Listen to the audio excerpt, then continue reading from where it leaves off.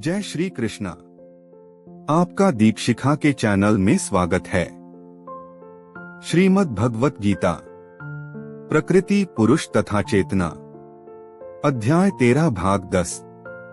समपश्यन् हि सर्वत्र संवस्थितमीश्वरम्, न हिनस्त्यात्मनात्मान ततो याति परांगतिम्। इसका भावार्थ है, जो व्यक्ति परमात्मा को सर्वत्र तथा प्रत्येक जीव में समान रूप से वर्तमान देखता है, वह अपने मन के द्वारा अपने आप को भ्रष्ट नहीं करता।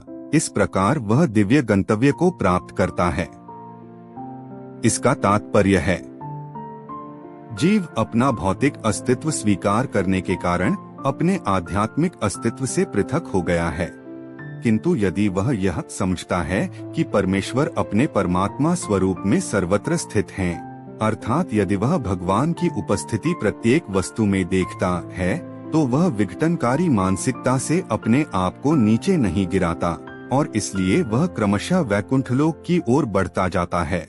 सामान्यतया मन इंद्रिय तृप्तिकारी कार्यों में लीन रहता है, लेकिन जब वही मन परमात्मा की ओर उन्मुख होता है तो मनुष्य आध्यात्मिक ज्ञान में आगे बढ़ जाता है। प्रकृत्यैव च कर्माणि क्रियमाणानि सर्वशः यह पश्यति तथात्मात्मकर्तारं स पश्यति।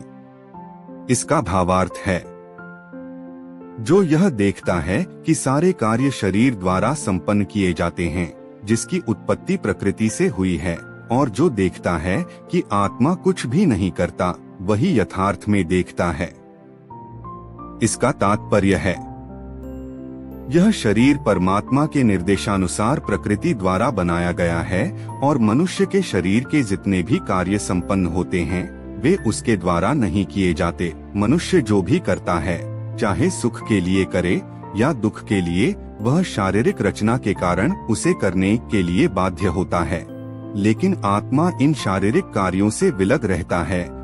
यह शरीर मनुष्य के पूर्व इच्छाओं के अनुसार प्राप्त होता है। इच्छाओं की पूर्ति के लिए शरीर मिलता है, जिससे वह इच्छानुसार कार्य करता है।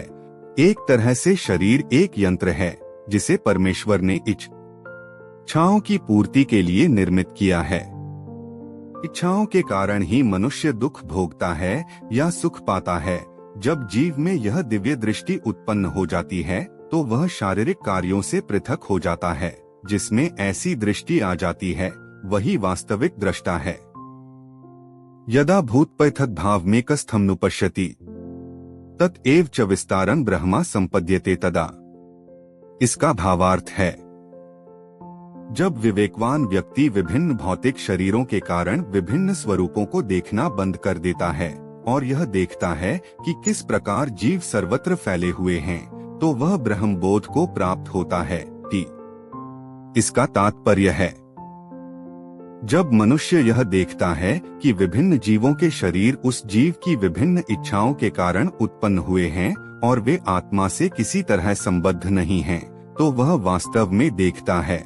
देहात्म बुद्धि के कारण हम किसी को देवता, किसी को मनुष्य, कुत्ता, बिल्ली आदि के रूप में देखते हैं। यह भौतिक दृष्टि है, वास्तविक दृष्टि नहीं है। यह भौतिक भेदभाव देहात्म बुद्धि के कारण है। भौतिक शरीर के विनाश के बाद आत्मा एक रहता है। यह आत्मा भौतिक प्रकृति के संपर्क से विभिन्न प्रकार के शरीर धारण करता है।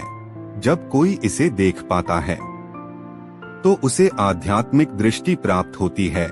इस प्रकार जो मनुष्य पशु, ऊंच नीच आदि भेदभाव से मुक्त हो जाता है, उसकी चेतना शुद्ध हो जाती है और वह अपने आध्यात्मिक स्वरूप में कृष्ण भावनामृत विकसित करने में समर्थ होता है। तब वह वस्तुओं को जिस रूप में देखता है, उसे अगले श्लोक में बताया गया है। अनादित्वान् निर्गुणत्वात् परमात्मायमव्यः शरीरस्थोपि कौन्तेय न करोति न लिप्यते। इसका भावार्थ है, शाश्वत दृष्टि संपन्न लोग यह देख सकते हैं कि अविनाशी आत्मा दिव्य, शाश्वत तथा गुणों अतीत है। हे अर्जुन, भौतिक शरीर के साथ संपर्क होते हुए भी आत्मा न तो कुछ करता है और न लिप्त होता है। इसका तात्पर्य है, ऐसा प्रतीत होता है कि जीव उत्पन्न होता है क्योंकि भौतिक शरीर का जन्म होता है, लेकिन वास्तव में जीव शाश्वत है वह उत्पन्न नहीं होता और शरीर में स्थित रहकर भी वह दिव्य तथा शाश्वत रहता है।